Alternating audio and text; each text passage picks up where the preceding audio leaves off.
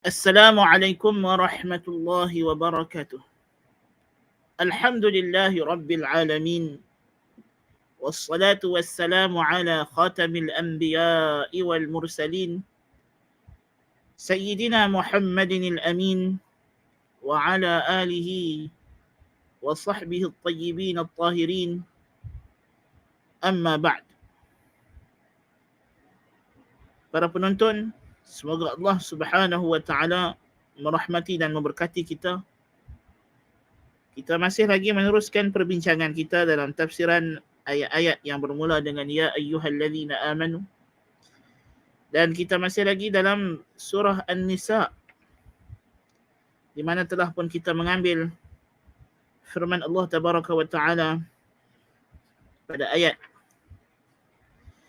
ke-19, iaitulah ya ayyuhallazina amanu la yahillu lakum an tarithun nisaa karha. Dan kita telah pun membacanya sampailah kepada ayat 23-24. Dan saya ingin meneruskan lagi perbincangan melengkapkan penerangan dan keterangan berkenaan dengan hukum hakam yang terkandung dalam ayat ini. Kita dah bersebutkan pada ayat yang ke-24 telah berfirman wal muhsanatu minan nisa'i illa ma malakat aymanukum. Ini adalah kelanjutan setelah mana Allah Subhanahu wa taala menerangkan pada ayat ke-23 sejumlah golongan wanita yang haram dikahwini yang disebut sebagai mahram.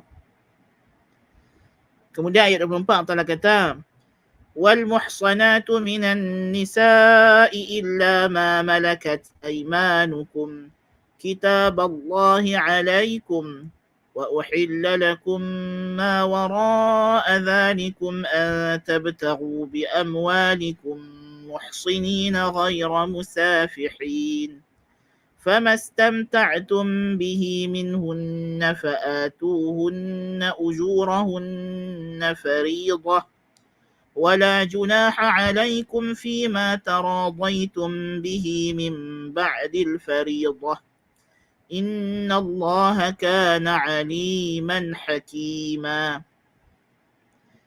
Dan maksud ayat ini kata Al-Hafiz Ibn Katsir rahimahullah wa qawluhu ta'ala wal muhsanatu minan nisa'i illa ma malakat aymanukum ay wa hurrima alaykumul ajnabiyatul muhsanat wahunnal muzawwajat, dan diharamkan juga kepada kamu mengahwini wanita-wanita yang bukan mahram, yang bukan ada hubungan qarabah maupun radha'ah, penyusuan maupun musaharah, perkahwinan,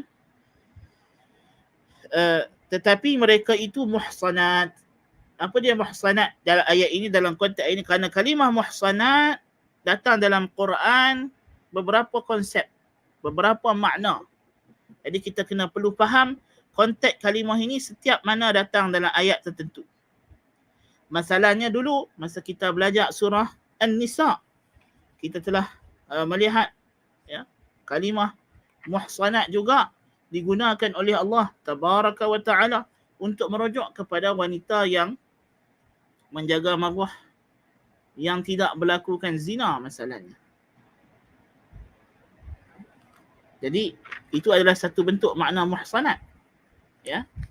Dan dalam hukum hudud, kalau nyatakan muhsan, kita dah belajar juga muhsanat dalam konteks hukum hudud ialah lelaki atau wanita muhsan, lelaki muhsan dan wanita muhsanat ialah mereka yang telah merasai persetubuhan yang halal dalam perkahwinan yang sahih. Itu adalah muhsanat dalam konteks hukum hudud. Dan dalam ayat ini, ya, kita akan dapati kalimah muhsanat datang dua kali dalam ayat ini, tapi kalimah ihsan, muhsanat di awalnya. Kemudian Allah kata tabtaghuna bi amwalikum muhsinina ghaira musafihin, juga ihsan. Jadi ihsan dalam konteks ayat ini yang dimaksudkan ialah al-muzawwajat, wanita yang bersuami, yang sudah ada suami. Jadi kamu tidak boleh berkahwin dengannya selama mana dia masih lagi dalam pemilikan suaminya. selama mana dia belum bercerai dan habis iddah ataupun suaminya wafat dan habis iddah, maka haram untuk kamu kahwini wanita yang sedemikian rupa. Illa ma malakat aymanukum, kecuali apa yang dimiliki oleh, yang kamu miliki secara sebagai hamba. Yani illa ma malaktumuhunna bisabyi fa innahu yahillu lakum wad'uhunna idza istabra'tumuhunna, kecuali yang kamu perolehi wanita itu dengan jalan tawanan dalam perang, menjadi hamba sahaya kamu. Maka dan suaminya tidak ikut tertawan macam kita dah sebutkan pada kelas minggu lepas, maka halal bagi kamu untuk melakukan hubungan persetubuhan, melakukan hubungan seksual dengan mereka setelah mana kamu memastikan kekosongan rahim mereka.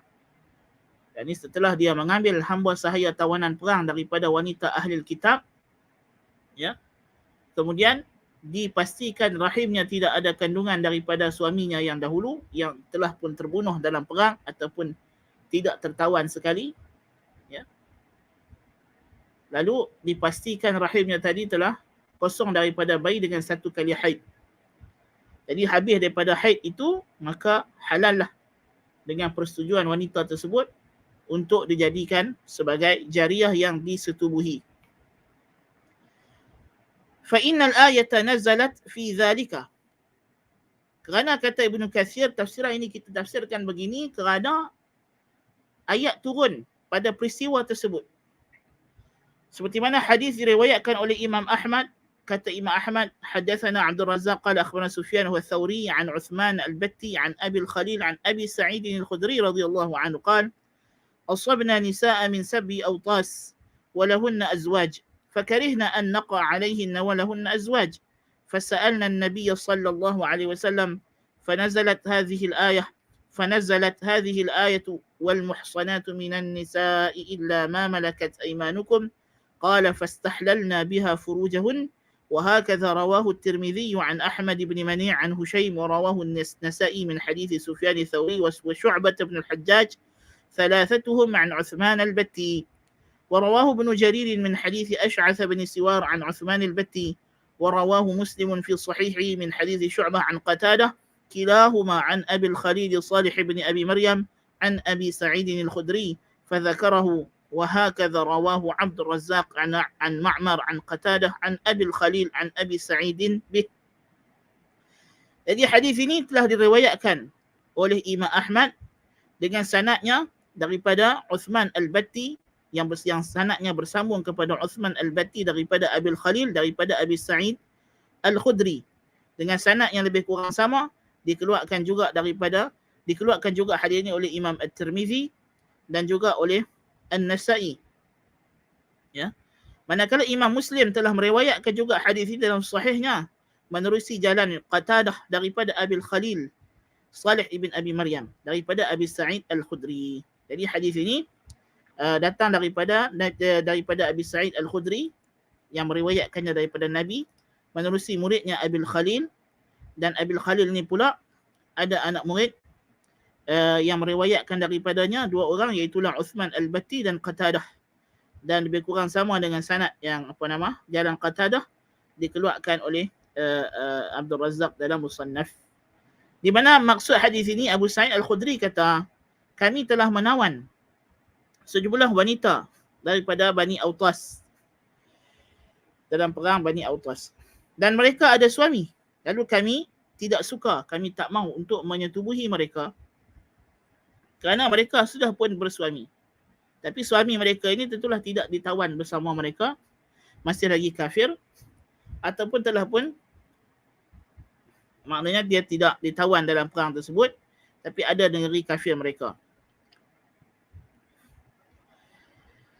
Lalu kami bertanya kepada Nabi sallallahu alaihi wasallam, maka turunlah ayat ini, wal muhsanatu minan nisa'i illa ma malakat aymanukum. Jadi berdasarkan sebab nuzul ini dapatlah kita fahami maknanya, makna muhsanat di sini ialah al-muzawwajat, yang ada suami. Yang ada suami, itu maksud muhsanat dalam ayat ini.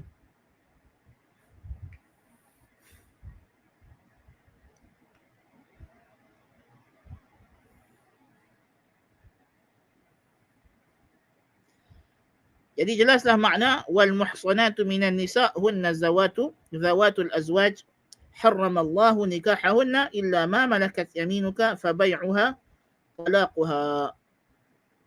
Dan muhsanat dimaksud dalam ayat ini ialah wanita yang sudah pun bersuami. Allah mengharamkan perkahwinan dengannya kecuali apa yang kamu miliki secara mulkul yamin. Secara mulkul yamin, maka dengan dijual hamba sahaya wanita tadi, maka ianya telah pun tertalak.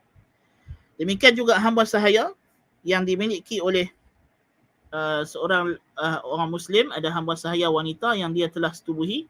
Kalau dia jual wanita tersebut kepada hamba sahaya tadi, kepada orang lain, maka dengan terjualnya hamba sahaya itu, maka itu dikira memutuskan hubungan dengan tuannya yang sebelumnya. Nah.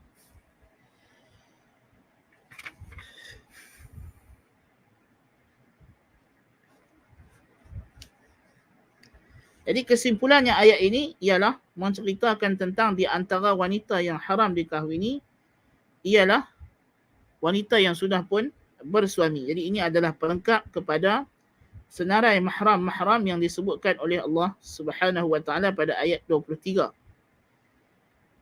Pendapat yang kedua, tafsiran yang kedua mengatakan maksud wal muhsanatu minan nisa yakni al-afaif haramun alaikum hatta tamliku ismatahunna binikahin wa syuhudin wa muhurin wa waliyin wahidatan aw ithnatayn aw thalathan aw arba'a. حكاه ابن جرير عن أبي العالية والطاووس وغيرهما وقال عمر وعبيدة والمحصنات من النساء ما عدا الأربع حرام عليكم إلا ما ملكت أيمانكم.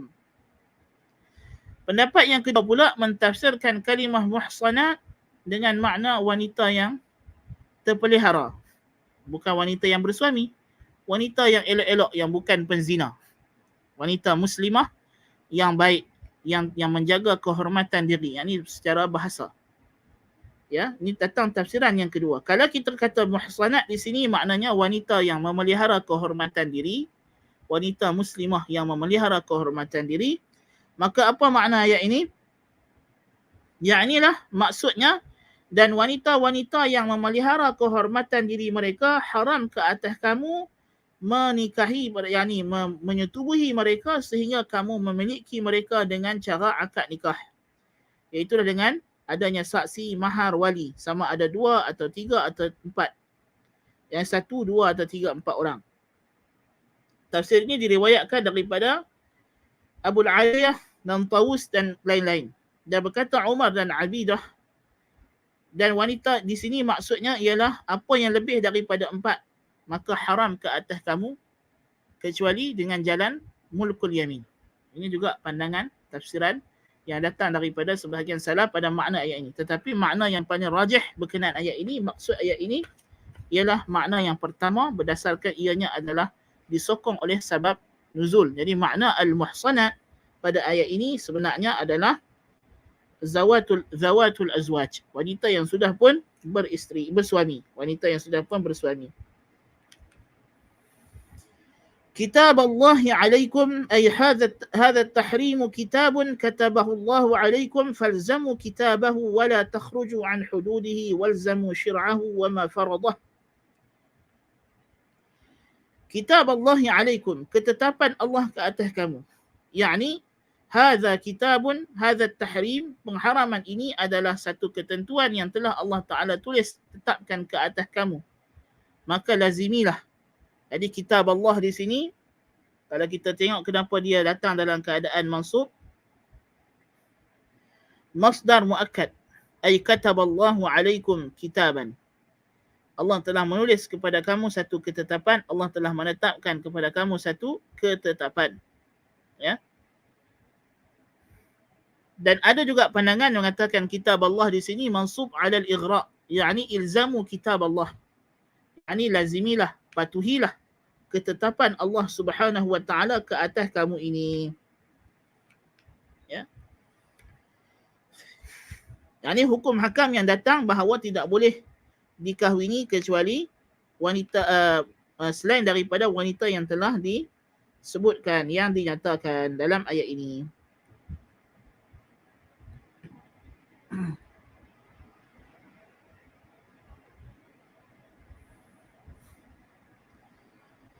Wa uhilla lakum ma wara'a dhalikum, dan dihalalkan bagi kamu yang selain daripada itu. Yang selain disebut dalam ayat 23-24 ini, maka wanita-wanita itu adalah dihalalkan kepada kamu. Dihalalkan kepada kamu. An tabtagu bi amwalikum muhsinina ghaira musafihin, ay tahsulu bi amwalikum min az-zawjat ila 4 aw as-sarari ma syi'tum bil tariq syar'i. ولهذا قال تعالى محصنين غير مسافحين وقوله فما يعني Allah Ta'ala kata, dan dihalalkan bagi kamu selain daripada yang dinyatakan dalam ayat ini, wanita-wanita bolehlah kamu kahwini, bolehlah kamu jadikan mereka isteri, ya. An tabtahu bi amwalikum, kamu mencari dengan harta kamu, yakni kamu bayar mahar, ya. Itu makna an tabtahu bi amwalikum, kamu bayar mahar dengan harta kamu, dengan kamu bagi mahar untuk perkahwinan tadi. Muhsinina ghaira musafihin, dalam keadaan, muhsinin di sini hal daripada fa'il tabtahu, kamu mencari ihsan, kamu mencari pemeliharaan diri. So di sini kalimah ihsan datang dalam dua kali datang dalam ayat yang sama dengan dua makna yang berbeza. Kerana ihsan di sini lawan kepada zina. Muhsinina ghaira musafihin, dalam keadaan kamu mencari dengan harta kamu itu wanita secara perkahwinan. Muhsinin ihsan, bukannya zina, bukannya zina. Musafihin ghaira safihin, safihin ialah zina. As-sifah maknanya zina. Yang ni kamu mencari dengan harta kamu itu perkahwinan, bukannya dengan berzina. Kamu bayar mahar untuk berkahwin, bukannya untuk berzina. فَمَسْتَمْتَعْتُمْ بِهِ مِنْهُنَّ فَآتُوهُنَّ أُجُورَهُنَّ فَرِيضَةً أي كما استمتعون بهن فآتوهن أجورهن في مقابلة ذلك. Dan apa yang kamu telah bersenang-senang dengannya daripada wanita-wanita tersebut, yang isteri-isteri kamu, maka berikanlah kepada mereka mahar mereka sebagai satu kewajipan. Jadi ayat di sini yang dimaksudkan famastamta'tum bihi minhunna ialah berlakunya perhubungan suami isteri, kerana mahar wajib menjadi lazim, mesti dibayar apabila berlakunya persetubuhan, maka wajiblah bayar mahar penuh. Wajiblah bayar mahar penuh. Dan sebahagian ulama mengatakan ayat ini famastamta'tum bihi minhunna, ini adalah berkenaan dengan nikah mut'ah. Istimta' yang dimaksudkan dalam ayat ialah nikah mut'ah. Nikah mut'ah ni apa? Nikah yang ada tempoh, yang ada waktu. Dalam akad nikah itu disebut, aku nikahkan kau dengan anak aku sekian-sekian, maharnya selama sekian-sekian. Jadi nikah mut'ah pada awal Islam diharuskan, dibenarkan. Kemudian ia diharamkan. Ya, kemudian ia diharamkan. Tetapi kita kena faham, ya, nikah mut'ah yang dimaksudkan di sini ialah perkahwinan yang sahih, yang mengikut rukun-rukun dan syarat-syarat, kecuali ketika itu dibenarkan perkahwinan itu secara berwaktu. Bukan nikah mut'ah yang dibuat oleh orang Syiah pada hari ini. Ini nikah mut'ah yang tidak ada kaitan dengan Islam sama sekali. Mut'ah dengan bini orang, mut'ah dengan anak yang terhasil daripada mut'ah. Nas'alullah al-afiyah. Mut'ah yang macam ini tidak ada kaitannya dengan Islam. Ya, nikah mut'ah yang pernah dibenarkan satu ketika dahulu dalam Islam ialah perkahwinan seperti perkahwinan yang kita lihat hari ini, ada saksi, ada wali, ada mahar. Cuma dalam akad nikah itu, wali menikahkan anaknya atau yang di bawah pewaliannya secara bertempoh. Dan telah sabit pernikahan mut'ah ini telah diharamkan oleh Nabi SAW, seperti mana yang sabit dalam hadis sahihain, Sahih Al-Bukhari dan Muslim. Dan hadis ini, alhamdulillah, Allah Ta'ala maha bijaksana, maha mengetahui, maha agung, maha berkuasa. Allah Ta'ala takdirkan hadis ini yang sahih dalam Sahih Bukhari dan Sahih Muslim ini diriwayatkan sendiri daripada Nabi SAW oleh Ali ibn Abi Talib Amirul Mukminin radhiyallahu anhu. Allahu akbar. Orang Syiah, mereka kata mereka ikut Ali bin Abi Talib. Allah Ta'ala takdirkan supaya hadis pengharaman nikah mut'ah diriwayatkan sendiri daripada Nabi oleh Sayyidina Amirul Mukminin Ali bin Abi Talib radhiyallahu anhu wa ardah. Iaitulah kata beliau, nahan Nabi sallallahu alaihi wasallam an nikahil mut'ati wa an luhumil humuril ahliyati yawma Khaybar. Nabi sallallahu alaihi wasallam melarang daripada nikah mut'ah dan melarang daripada memakan daging himar ternakan, daging keldai yang dijaga. Himar ahliyah pada hari Khaybar. Kerana kalau kita pergi di Khaybar ni banyak himar. Himar ada dua jenis. Himar ahli, donkey yang biasa kita tengok telinga capang itu. Okey. Dengan himar wahshi. Himar wahshi ialah kuda belang yang duduk di hutan, kuda belang. Kuda belang ialah himar wahshi, ya. Jadi kalau kita pergi di Khaybar sampai hari ini pun, kalau tuan-tuan dan perempuan pergi di Khaybar, kita akan tengok di Khaybar tu banyak ya himar. Jadi pada waktu itulah Nabi SAW bagi tahu kata himar ahli ini, himar yang tidak ada belang itu diharamkan dagingnya, tidak boleh dimakan. Ya. Adapun dalam hadis sahih Muslim daripada Ar-Rabi' ibn Sabrah ibn Ma'bad Al-Juhani, daripada ayahnya Ma'bad Al-Juhani radhiyallahu anhu, annahu ghaza ma'a Rasulillah sallallahu alaihi wasallam fath Makkah فقال يا أيها الناس إني كنت أذنت لكم في الاستمتاع من النساء وإن الله قد حرم ذلك إلى يوم القيامة فمن كان عنده منهن شيء فليخلي سبيله ولا تأخذوا مما آتيتموهن شيئا. Dalam hadis riwayat Muslim, ya, Nabi SAW bersabda dalam ketika Fath Makkah, ketika pembukaan Makkah. Dan riwayat lain kata dari ketika Hajjatul Wada'. Nabi berkhutbah daripada Ma'bad Al-Juhani, dia kata Nabi berkhutbah pasal Fath Makkah itu, ya ayuhan nas, wahai manusia, sesungguhnya aku telah mengizinkan kepada kamu mut'ah dengan wanita. Dan sesungguhnya Allah telah mengharamkan perkara tersebut sampai hari kiamat.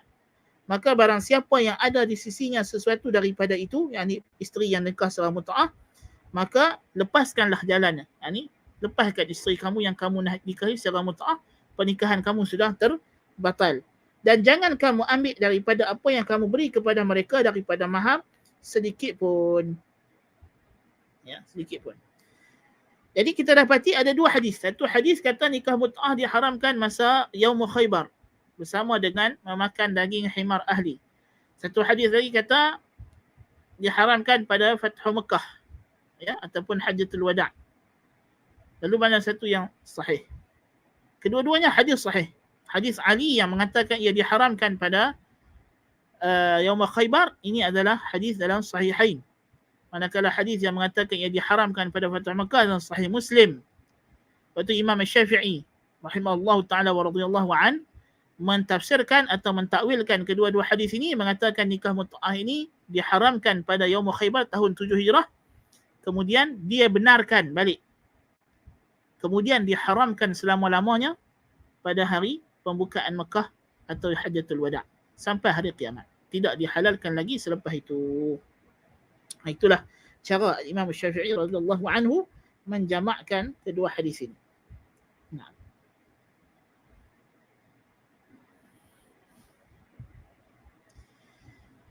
Jadi kalau kita kata makna ayat ini wala junah alaikum famastamta'tum bihi minhunna fa'atuhunna ujurahunna fariidah wala junah alaikum fima taradaitum bihi min ba'dil fariidah, dan tidak adalah halangan sebarang kesalahan ke atas kamu dalam apa yang kamu berdua saling redha dengannya setelah diberikan mahar, setelah diberikan fariidah. Mufassirin yang membawa makna famastamta'tum bihi dengan makna nikah mut'ah, maknanya kata mereka bila telah cukup tempoh mut'ah dan telah dibayar mahar, maka bolehlah kalau kamu nak sambung lagi kontrak itu dengan syarat ada keredaan daripada kedua-dua pihak.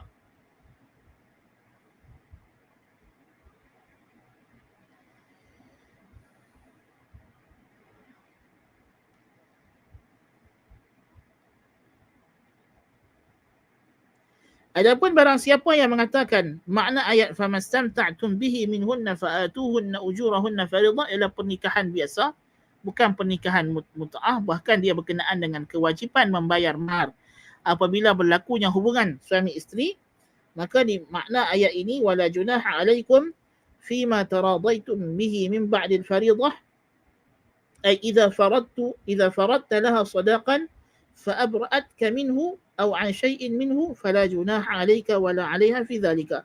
Mereka bawa sama makna dengan ayat wa atun nisaa sadaqatihinna nihlah fa in tibna lakum an shay'in minhu nafsan fakuluhu hani'an mari'a. Seperti telah kita sebutkan, yakni tidak salah setelah mana kamu membayar mahar kepada isteri kamu, jikalau dia redha untuk kamu mengambilnya atau memakan daripadanya selama mana isteri membenarkan.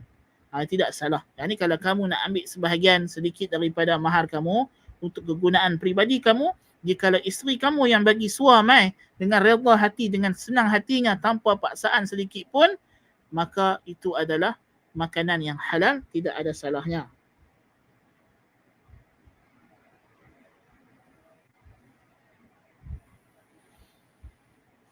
Daripada Al-Mu'tamir Ibn Sulaiman, daripada ayahnya Sulaiman, katanya za'ama al-Hadrami wa anna rijalan kanu yufriduna al-mahra thumma asa yudrika ahaduhum al-usrah faqala wala junaha alaykum ayyuhan nas fima taradaytum bihi min ba'd al-fariḍah yani in wada'ta laka minhu shay'an fahuwa wa in wada'at laka minhu shay'an fahuwa laka sa'ir wa ikhtara hadha al-qawl Ibn Jarir.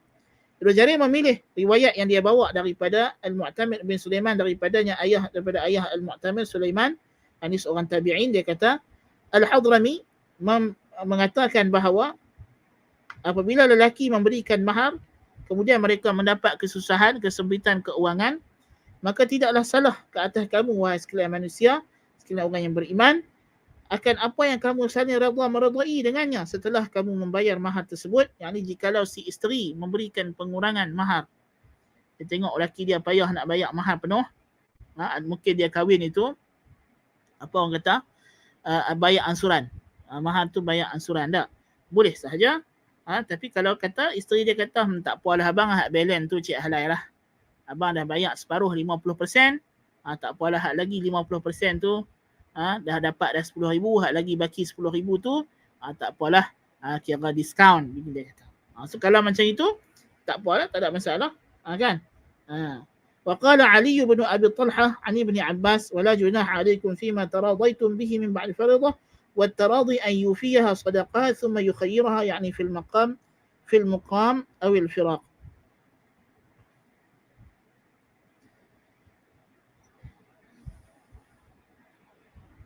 Nah, daripada Ali bin Abi Talhah, Ibnu Abbas menyatakan makna ayat ini dan maksud saling redha meredai ialah dia telah membayar mahar secara penuh, kemudian dia memberi si wanita tadi pilihan sama ada untuk kekal perkahwinan ataupun tidak meneruskan perkahwinan, yakni berpisah. Yang ini maknanya kalau berlaku perceraian maka tidak boleh mengambil balik mahar yang telah diberikan.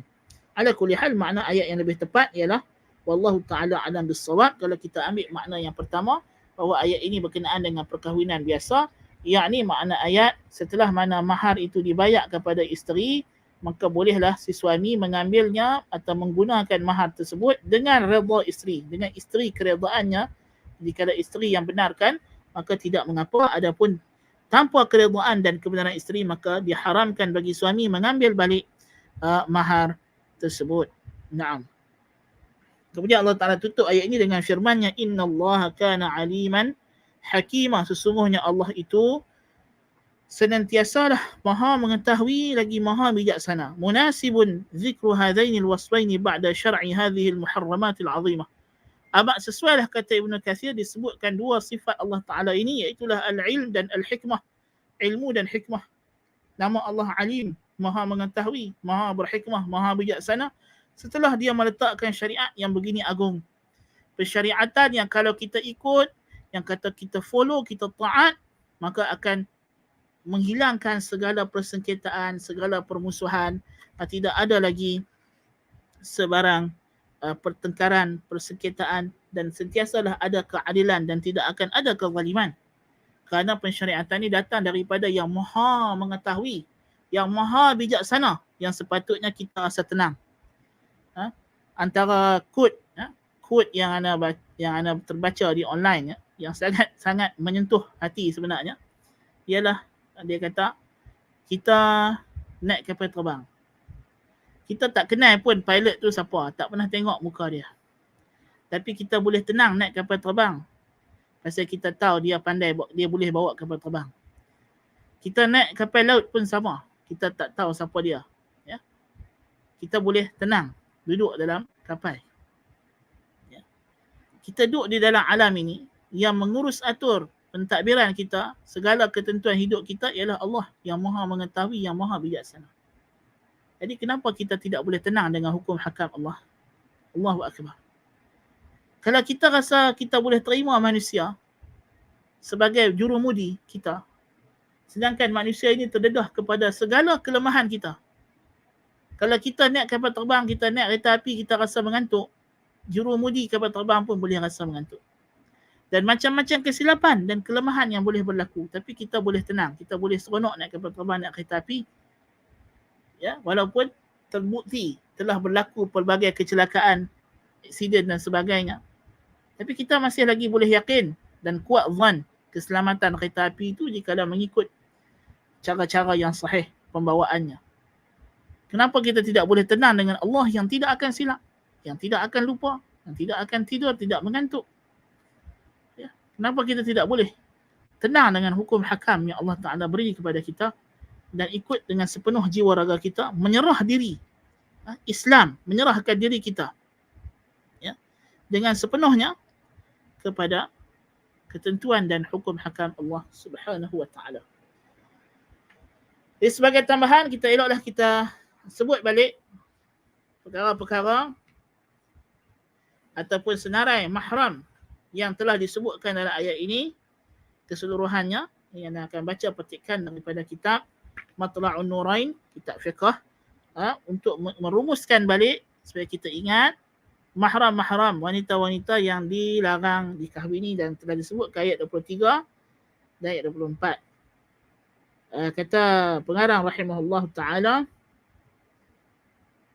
yang pertamanya, yang haram nikah disebabkan keturunan. Yang pertama, haram nikah disebut nasab, keturunan. Siapa dia? Yang pertama, ibunya, dan termasuk hukum ibunya, neneknya. Ibu bagi ibu dan ibu bagi bapanya hingga ke atas. Jadi mak kita, mak kepada mak kita, mak kepada ayah kita, nenek mak kita, nenek ayah kita, moyang mak kita, moyang pak kita, dan seterusnya sampailah ke atas. Ya. Maka ini adalah mahram kita.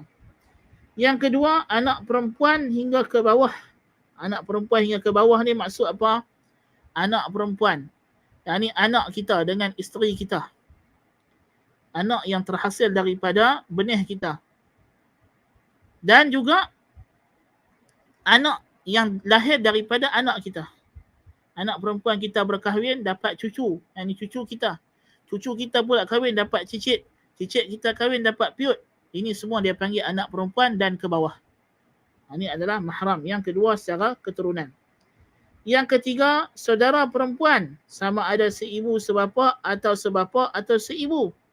Yang ini adik perempuan atau kakak kita, yang berkongsi mak dan ayah dengan kita, atau berkongsi mak sahaja atau berkongsi bapa sahaja.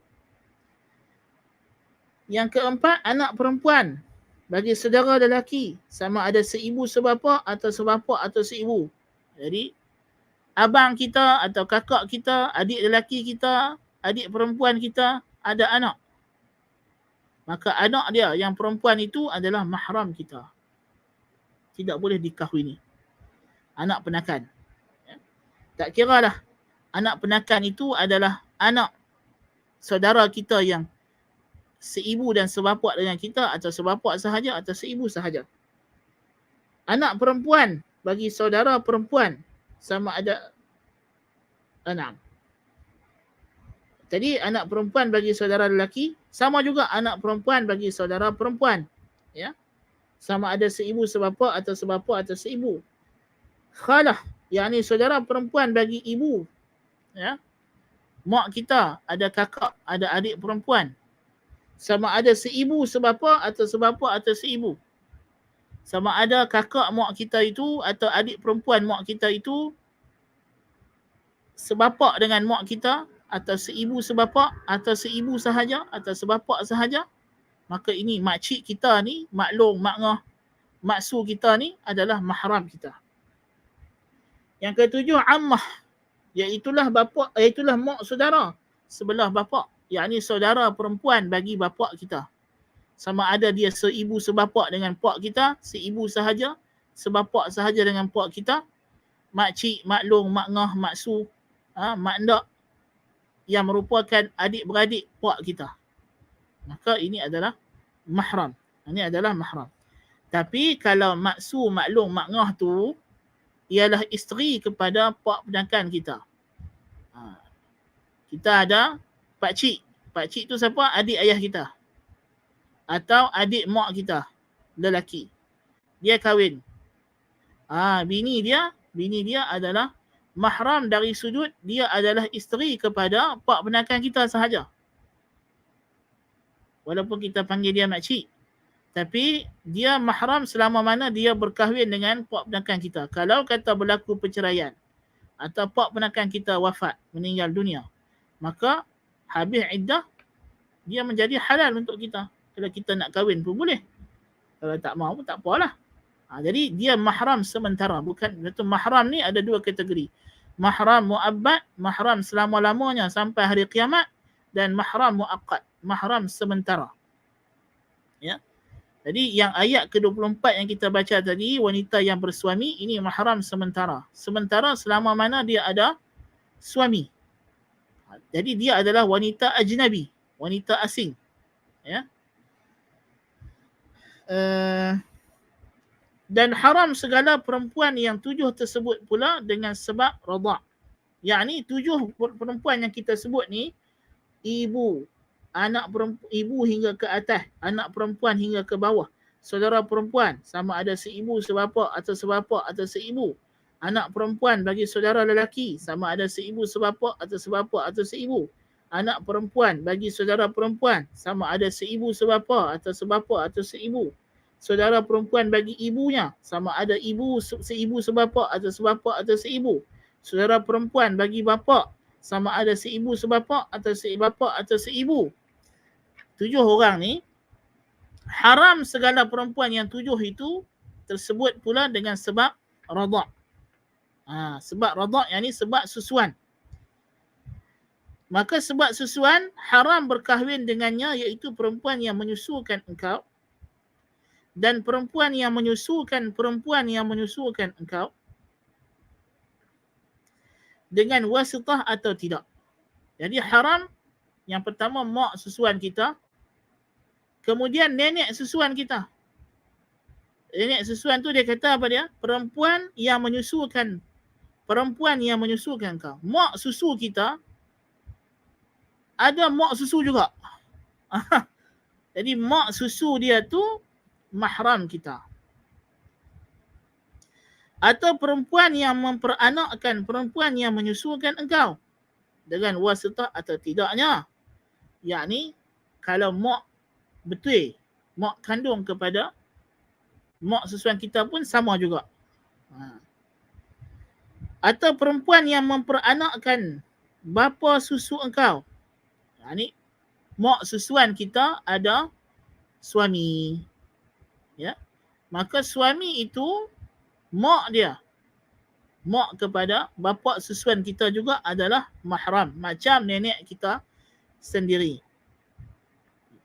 Atau perempuan yang menyusukan bapa susu engkau dengan wasitah atau tidaknya, iaitulah mak susuan kepada pak kita, kepada bapa susuan.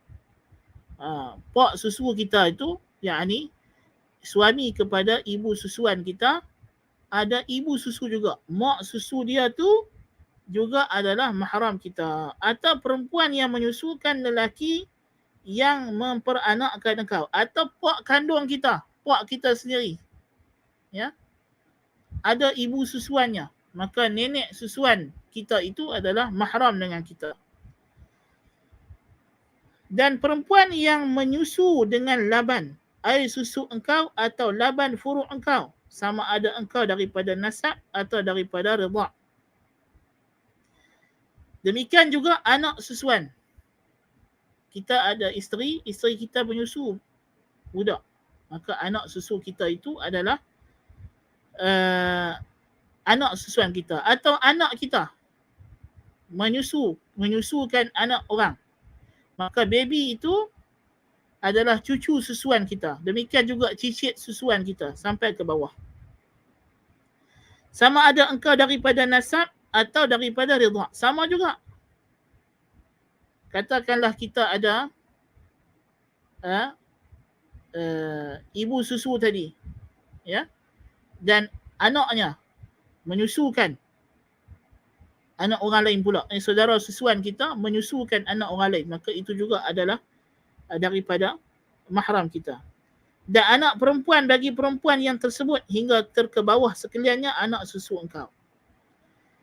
Dan perempuan yang menyusukan dengan laban salah seorang daripada dua ibu bapa engkau pada nasab ada pada redha' sekaliannya.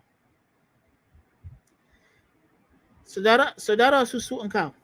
Jadi adik-beradik kita atau anak, dia kata di sini, dan perempuan yang menyusukan dengan laban salah seorang daripada dua ibu bapa engkau pada nasab atau pada redha' sekaliannya saudara susu engkau. Ini saudara susuan. Ini mak pak kita, kakak kita ataupun adik perempuan kita,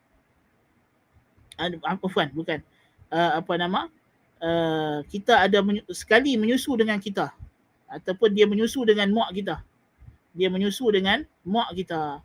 Jadi kalau dia menyusu dengan mak kita, maka dia adalah mahram kita, kakak susuan kita atau adik perempuan susu kita. Dan demikian lagi saudara susu engkau itu perempuan yang diperanakkan dia oleh salah seorang daripada dua ibu bapa engkau daripada redha'. Sama juga kalau mak susu kita ada anak perempuan, atau itu adalah saudara susuan kita. Atau bapa susuan kita, dia kahwin, ada satu lagi bini dan dapat anak, maka itu juga saudara susuan kita. Dan cucu perempuan bagi ibu susu engkau atau bagi bapa susu engkau pada nasab atau pada redha' hingga terkebawah, sama juga cucu, ya. Dan perempuan yang disusu oleh saudara engkau yang perempuan atau perempuan yang menyusu daripada laban saudara engkau yang lelaki dan anak perempuan bagi perempuan yang tersebut pada nasab atau pada redha' hingga terkebawah. Kakak kita atau adik perempuan kita menyusukan bayi. Atau abang kita ada isteri. Isteri dia menyusukan budak. Maka itu juga adalah anak saudara susuan kita. Anak saudara susuan kita. Abang kita atau adik laki kita masalahnya ada isteri. Isteri dia pergi menyusukan bayi. Yang mana susu itu berpunca daripada abang kita lah. Sebab susu ni dia berpunca daripada lelaki juga. Susu perempuan ni macam mana jadi? Bila berlaku persetubuhan, persenyawaan, isteri mengandung, maka dengan itu terhasillah susu juga bersama dengan bayi. Jadi bapa susuan lelaki yang menjadi punca kepada perempuan itu ada susu, dia panggil lelaki yang mempunyai susu. Lelaki yang mempunyai susu, pemilik susu perempuan tersebut. Jadi abang kita atau adik lelaki kita, bini dia ada susu. Sebab apa? Setelah berlakunya perhubungan suami isteri mengandung, lalu dia menyusu budak lain, maka budak tersebut juga adalah anak saudara susuan kita. Walaupun isteri abang kita bukan mahram kita, kakak ipar kita atau adik ipar perempuan kita tadi tu, dia bukan mahram kita, tapi budak hak dia menyusu tu mahram kita. Tu dia begitu. Macam anak macamlah budak tu dia beranak sama.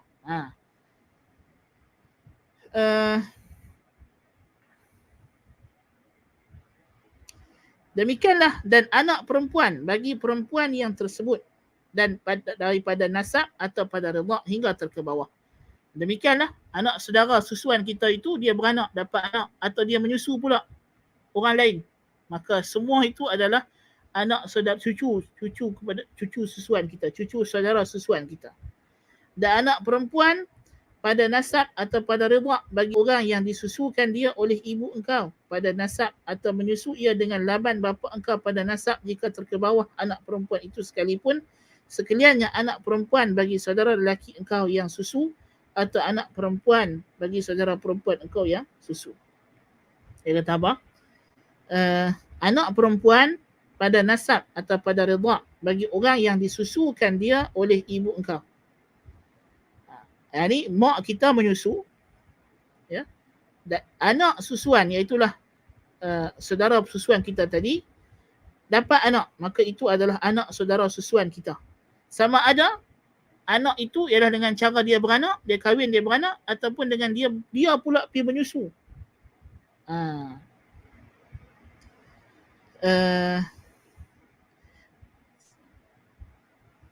Oleh ibu engkau pada nasab atau menyusu ia dengan laban bapa engkau pada nasab jika terkebawah. Terkebawah anak perempuan itu sekalipun. Demikian juga kalau pak kita kahwin dengan ada isteri dia yang kedua, pergi menyusu. Menyusukan anak orang, maka anak itu juga adalah saudara susuan kita dari belah bapa. Saudara susuan sebapa. Mak tiri kita pergi menyusu budak. Mak tiri kita imam mahram kita jugalah. So, anak susuan mak tiri kita juga adalah saudara susuan kita. Dan anak kepada saudara susuan kita itu adalah anak saudara kita juga, mahram kita juga. Itu maksud dia.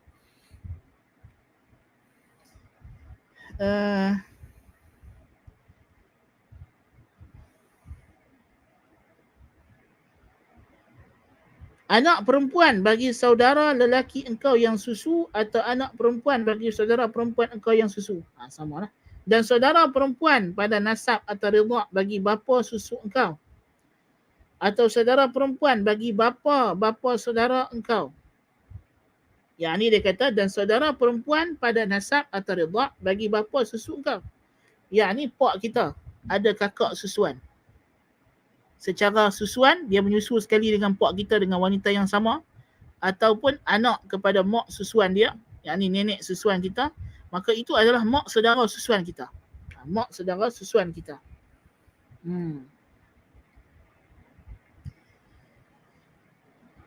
Atau saudara perempuan bagi bapa saudara engkau, sama ada nasab atau ridha'. Bagi bapa susu engkau sama ada pada nasab atau ridha' dengan wasitah atau tidaknya, atau saudara perempuan bagi bapa ibu susu engkau. Pak mak susu kita ada pak dia. Pak dia ada saudara. Ya. Itu juga adalah ibu saudara susu engkau. Ibu adalah ibu saudara susu engkau. Dan saudara perempuan pada nasab atau pada ridha'. Dan saudara perempuan pada nasab atau pada ridha' bagi ibu saudara engkau. Saudara perempuan secara nasab atau secara ridha' bagi ibu saudara engkau.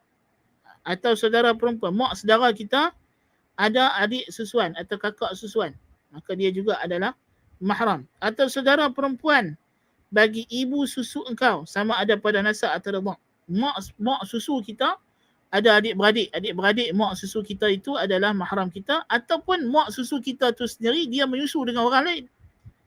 Maka adik-beradik susuan mak susuan kita adalah mak saudara kita juga secara susuan. Atau saudara perempuan bagi ibu bapa susu engkau, sama ada pada nasab atau pada ridha' dengan wasitah atau tidaknya sekalian itu khalah engkau pada ridha'. Penakan secara ridha' dia kata. Dan tidak haram atas engkau perempuan yang menyusu akan saudara engkau, yang lelaki atau yang perempuan. Yakni tidak haram atas engkau perempuan yang menyusu akan saudara engkau, yang lelaki atau yang perempuan, dan tidak haram pula perempuan yang menyusu akan cucu engkau, yang lelaki atau perempuan. Adapun kita tak menyusu, adik kita menyusu dengan satu perempuan.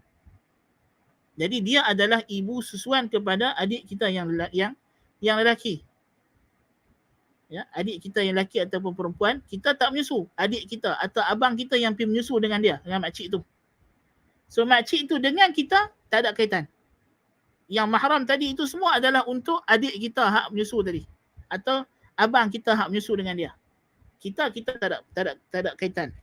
Demikian juga tidak haram pula perempuan yang menyusu akan cucu engkau yang lelaki atau perempuan. Cucu kalau dia menyusukan cucu kita, itu tidak diambil kira.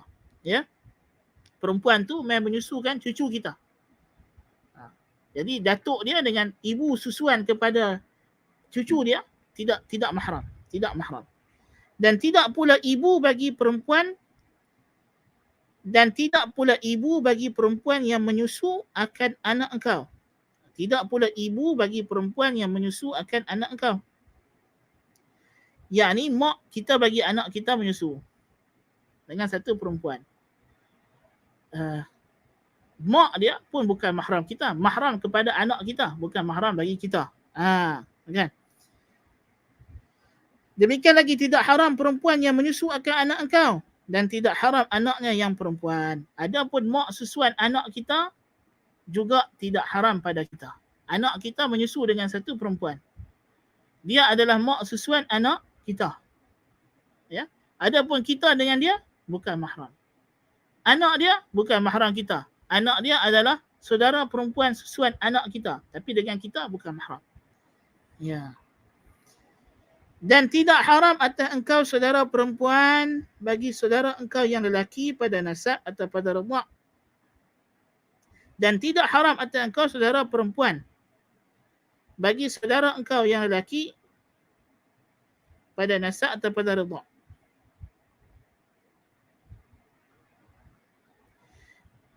Pada nasab seperti bagi Zaid, contoh dia bagi contoh di sini, Zaid bagi Zaid seorang saudara lelaki. Zaid ada seorang lelaki sebapa dan seorang saudara perempuan seibu.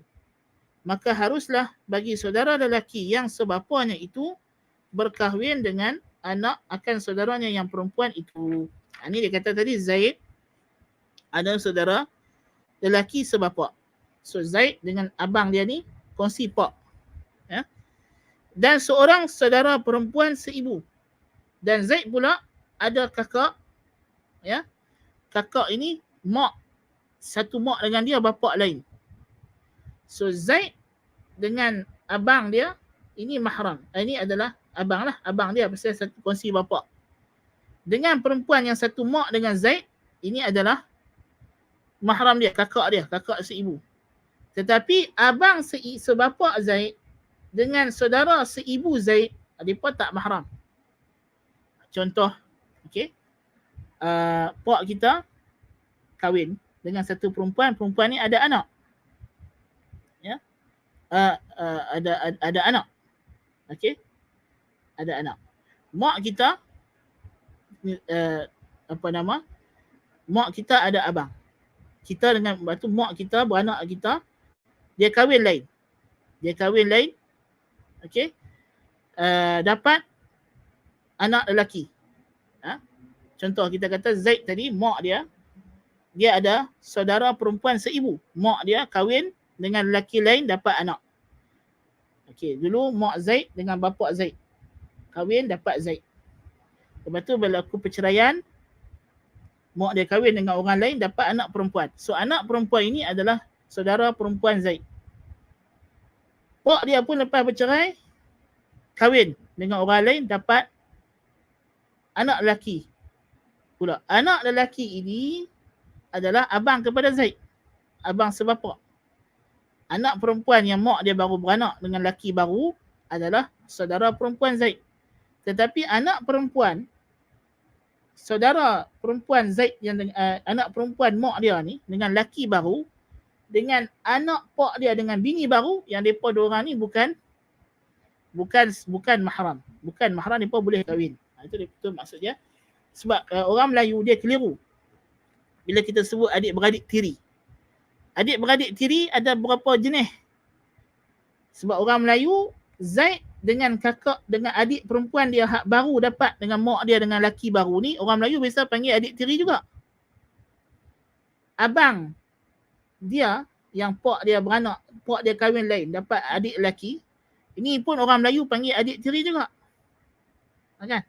Tapi yang ni tiri yang mahram, tiri yang mahram. Ya. Tapi kalau kata apa nama anak lelaki bapa Zaid ini yang merupakan abang tiri dia ataupun adik tiri dia lelaki dengan adik tiri dia yang perempuan yang belah mak dia, adik puan ni kadang-kadang orang Melayu sebut tiri juga, tapi tiri ni tidak ada kaitan dengan kemahraman. Itu hanyalah istilah orang Melayu sahaja. Nah.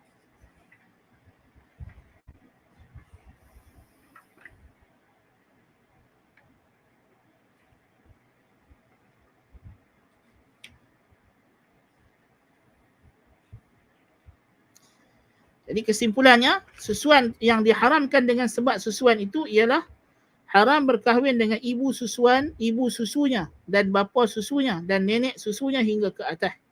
Anak-anak bagi ibu susuan yang sama menyusu dengannya hingga ke bawah. Saudara susunya, anak saudara dari saudara lelaki susuan disebut bintul akhi minar radha'. Anak saudara lelaki daripada susuan. Anak saudara dari saudara perempuan susuan disebut bintul ukhti minar radha'. Ibu saudara susuan. Adik beradik ibu susuan. Ibu saudara bapa susuan. Ibu saudara bapa ni ibu saudara belah bapa. Yang pertama ibu saudara sebelah ibu susuan. Mak adik beradik kepada mak susuan. Yang kedua ibu saudara bapa susuan. Ibu saudara sebelah bapa susuan juga haram, disebut ammah minar radha'. Dan syarat susuan itu ialah umur perempuan yang menyusu itu telah sempurna 9 tahun atau lebih. Yang ini perempuan yang menyusu. Syarat dia mestilah 9 tahun dan lebih. Hendaklah air susu itu dari perempuan yang hidup.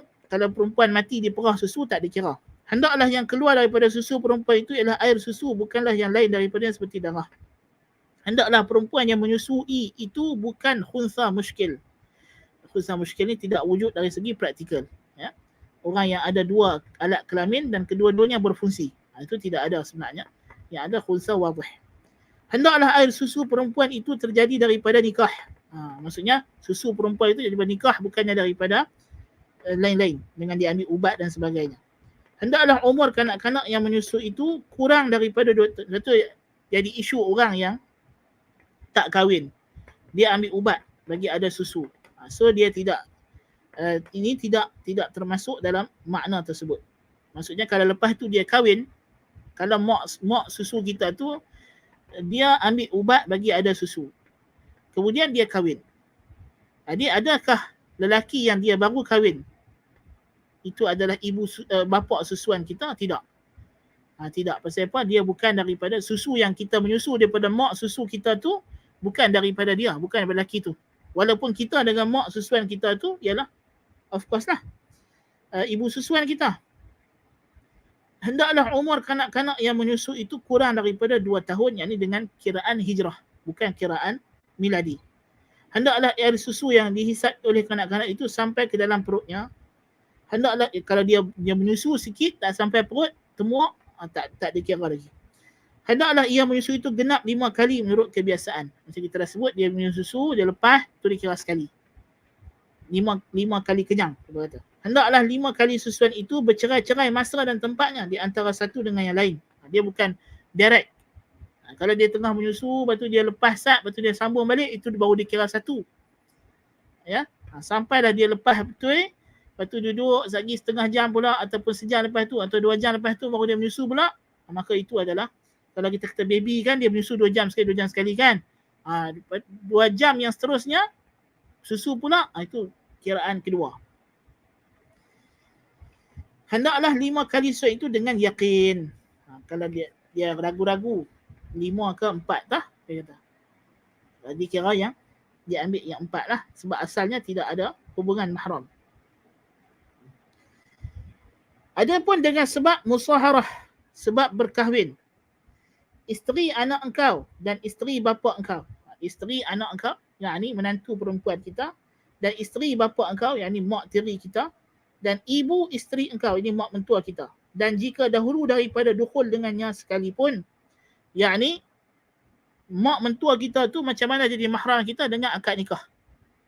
Lepas-lepas dia kata sah aja, maka mak dia adalah mak mentua kita yang merupakan mahram. Tak boleh kahwin sampai bila-bila.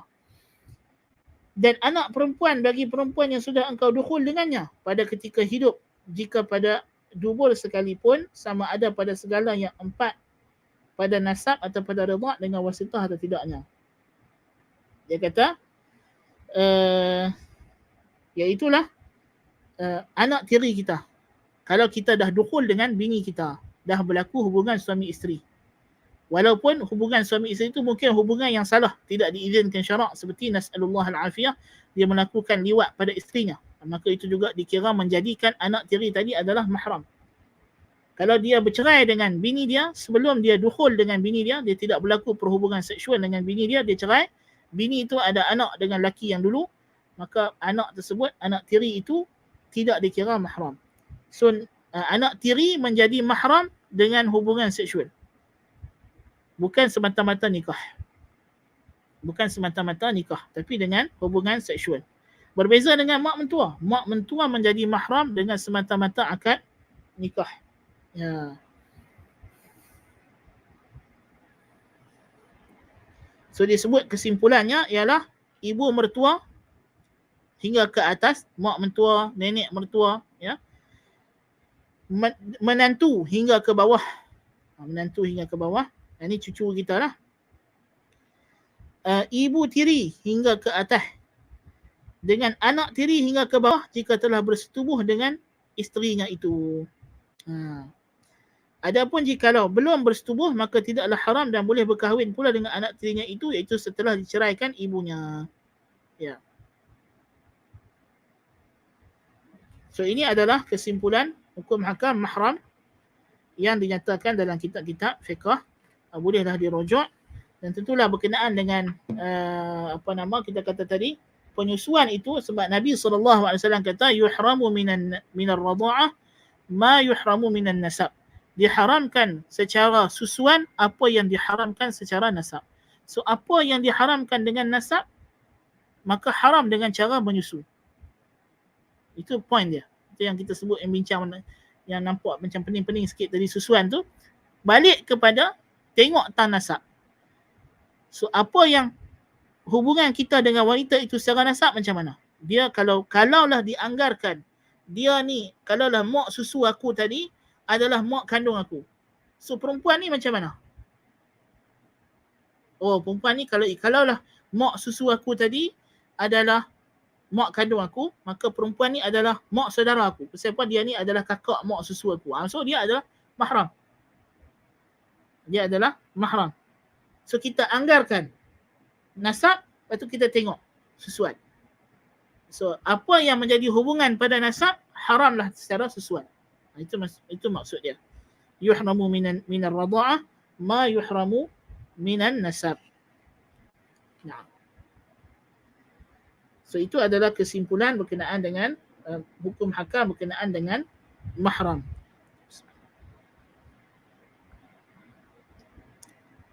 Ayat ke-25 dalam surah An-Nisa, Allah berfirman,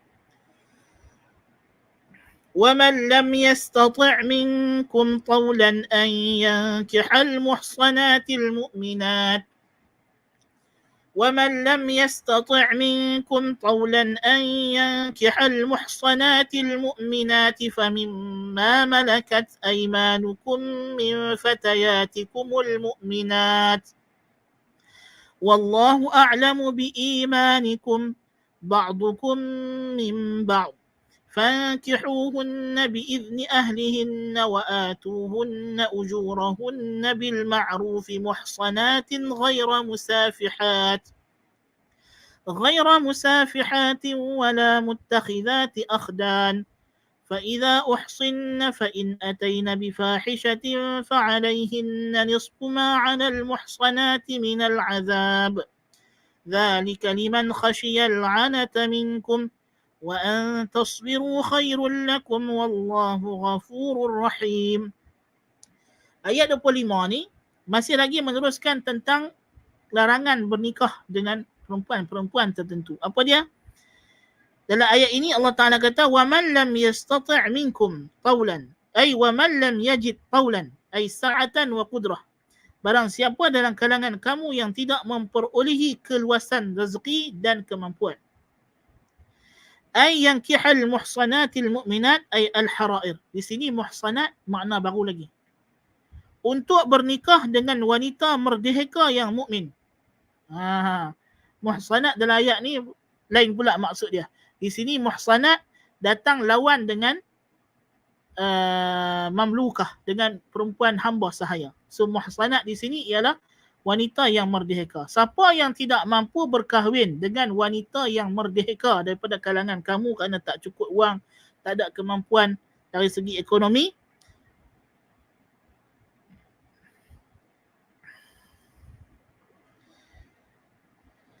فَمِمَّا مَلَكَتْ أَيْمَانُكُمْ مِنْ فَتَيَاتِكُمُ الْمُؤْمِنَاتِ أي فَتَزَوِّجُوا مِنَ الْإِمَاءِ al-mu'minat allati yamlikuhunna al-mu'minun. Maka bolehlah untuk dia berkahwin dengan hamba sahaya orang lain yang beriman, yang tuannya juga orang beriman. Oleh sebab itu dia kata min fatayatikum, Allah Ta'ala kata min fatayatikumul mu'minat. Kata Ibnu Abbas, falyankih min ima'il mu'minin. Maka bernikahlah dia dengan hamba sahaya orang yang beriman. Wallahu a'lamu biimanikum ba'dukum min ba'd. Allah lah jua yang mengetahui akan hakikat dalaman kamu, keimanan kamu. Sesungguhnya kamu, wahai manusia sekaliannya, hanyalah berhukum secara zahir. Thumma qal fankihuhunna bi'izni ahlihin. Fadalla ala anna sayyidah huwa waliyu amatihi la tuzawwaj illa bi'izni. وكذلك هو ولي عبده ليس لعبده أن يتزوج إلا بإذنه. Yani hendaklah kamu bernikah dengan mereka dengan izin ahlinya, yani tuan kepada hamba tadi. Maka hamba lelaki tidak boleh bernikah melainkan dengan izin tuannya, dan hamba perempuan juga tidak boleh bernikah melainkan dengan izin tuannya.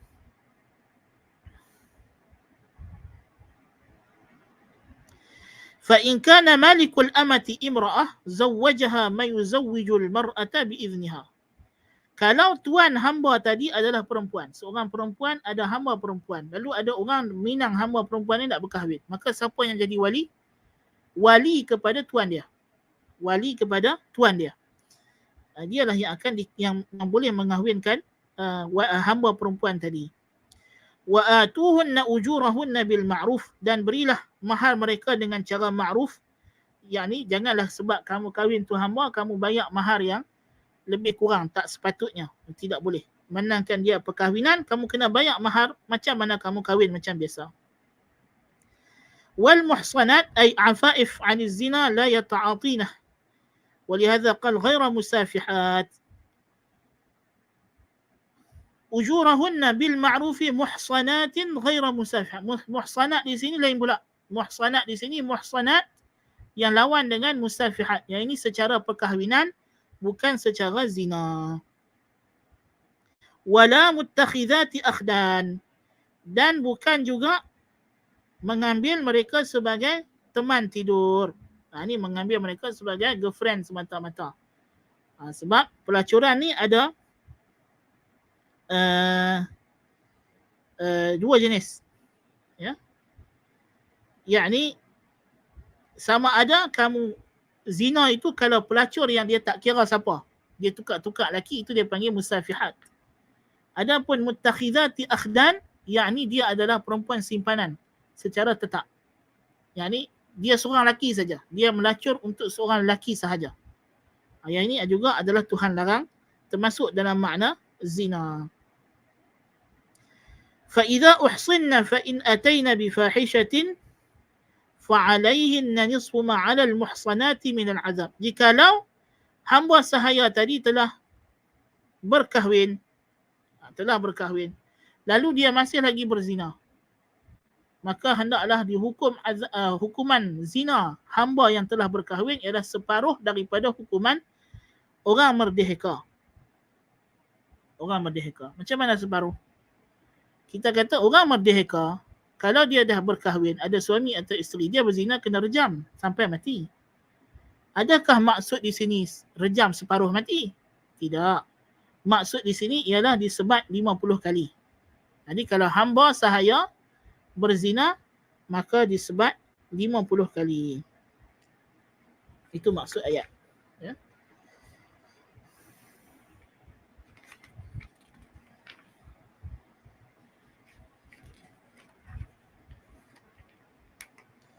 Kemudian Allah Ta'ala kata, "Dzalika liman khasyiyal 'anata minkum." Demikian itu diharuskan bagi sesiapa yang takut terjebak ke dalam zina bagi kalangan kamu. Yakni perkahwinan dengan hamba sahaya orang lain ini hanya dibenarkan bagi lelaki yang tidak mampu berkahwin dengan wanita merdeka. Ini syarat pertama. Syarat pertama.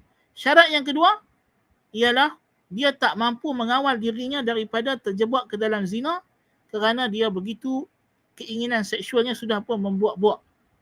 Lalu dia haruskan oleh Allah Azza wa Jalla untuk berkahwin dengan hamba sahaya orang lain. Wa an tasbiru khairul lakum. Jikalau kamu bersabar, kamu tahan diri kamu sampai kamu mampu kahwin dengan wanita merdeka, itu lebih baik bagi kamu. Wallahu ghafurur rahim. Allah Maha Pengampun lagi Maha belas kasihan kepada kamu. Maksud ayat ini, satu hukum lagi Allah Ta'ala nak bagi tahu ialah pada asalnya kita dilarang mengahwini hamba sahaya orang. Yang ni orang kawan kita, adik-beradik kita ada hamba sahaya. Yang hamba sahaya tu dia tidak jadikan sebagai hamba sahaya yang dia setubuhi. Tidak. Dia tak setubuh. Dia hanya guna untuk buat kerja apa semua. Boleh tak kita pergi nak kahwin dengan hamba perempuan ni? Tak boleh. Ya, kita mungkin boleh minta beli. Tapi kita tak boleh kahwin. Kecuali satu orang lelaki memang tidak ada kemampuan nak berkahwin dengan wanita yang merdeka.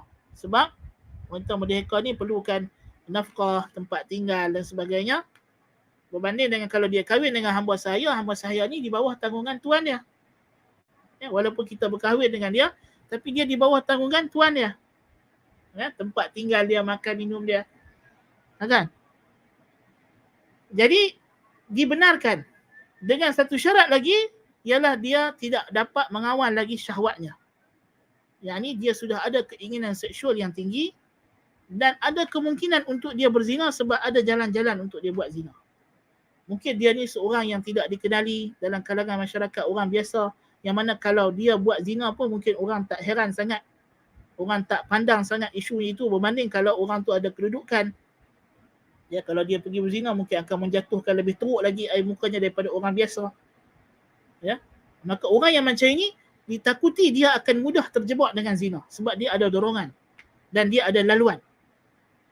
Maka orang yang macam ini dibenarkan oleh Allah Subhanahu wa taala untuk bernikah dengan hamba sahaya orang. Pasal apa tak bagi Tuhan Azza wa Jalla asal tak bagi kita nikah dengan hamba sahaya orang? Pasal anak yang kita dapat daripada perkahwinan itu akan menjadi hamba kepada tuan bini kita. Jadi syarak tidak izinkan dengan cara yang tersebut. Maka ini adalah satu lagi hukum yang juga berkaitan dengan wanita yang dilarang dikahwini yang Allah Ta'ala jelaskan dalam surah An-Nisa ini. Jadi itulah beberapa hukum wanita-wanita yang dilarang untuk kita kahwini dalam surah An-Nisa, dan insya-Allah kita akan sambung lagi perbincangan sehinggalah kita sampai kepada ayat 29. Itulah ayat seterusnya, ya ayyuhallazina amanu la ta'kulu amwalakum bainakum bil batil. Kita akan masuk pula satu lagi hukum berkaitan dengan muamalah maliyah, muamalat harta, hukum hakam jual beli. So itulah sekadarnya kita dapat sampaikan berkenaan dengan hukum hakam perkahwinan, dan kita akan sambung lagi tafsiran ayat 26, 27, 28 sampailah kita jumpa ayat 29 sampai ayat 31 supaya tafsiran kita terhadap ayat ya ayyuhallazina amanu itu mengambil kira konteksnya, bukan sekadar kita ambil satu ayat sahaja dan kita mengabaikan konteks ayat tersebut atau hukum hakam yang berkaitan dengannya. Wallahu ta'ala alam bis-shawab. Aqulu qawli hadza Kalau ada soalan. Contoh boleh, Assalamualaikum warahmatullahi, dua beradik lelaki kahwin dengan dua beradik. Ya boleh, tak ada masalah. Kita kahwin kakak, adik kita kahwin adik, tak ada masalah. Atau terbalik pun tak ada masalah. Yang tak boleh ialah kita kahwin dua adik-beradik sekaligus. Kita pergi kahwin dengan perempuan, lepas tu kita nak poligami dia sekali dengan adik-beradik dia atau mak penakan dia. Tak boleh lah. Ya. Adapun kita kahwin dengan kakak, adik kita kahwin dengan adik, atau kita ambil adik, adik kita ambil kakak, atau pak pergi kahwin dengan mak dia, kita kahwin dengan anak dia, atau pak kita pergi kahwin dengan anak, kita pergi kahwin dengan mak. Jadi keluarga 69 dari segi hukum syarak sah. Tidak ada salahnya. Ya. Tapi yang tak boleh ialah kalau kita gabung, poligamikan. Kita madukan bini kita dengan kakak dia sendiri atau adik perempuan dia, tak boleh. Ya? Atau kita madukan bini kita dengan mak penakan dia sendiri, tak boleh. Itu dilarang. Wa an tajma'u bainal ukhtaini illa ma qad salaf, seperti yang telah terlalu pada ayat yang kita baca sebelum ini. Wallahu a'lam bis-shawab. Assalamualaikum warahmatullahi. Anak tiri yang maknya, kita dah sebut tadi dalam kelas. Mungkin soalan ni dah ditanya sebelum kita sebut tadi. Telah pun disebut dalam kelas tadi. Assalamualaikum warahmatullahi. Kalau suami isteri yang tak punya anak, ambil anak angkat dan isteri ambil ubat untuk adakan susu. Soalan kepada suami. Wallahu a'lam. Kalau dia tak dapat, ini anak kena teliti hukum. Ya. Maksudnya susuan itu tidak jadi melalui persetubuhan, tapi dengan ubat. So ini wallahu a'lam, anda kena tangguhkan dulu jawapan dia. Anda kena buat selidikan sikit. Kalau nanti pada kelas yang akan datang minggu depan, insya-Allah anda minta admin ingatkan soalan ini untuk anda jawab balik kali kedua biiznillah taala.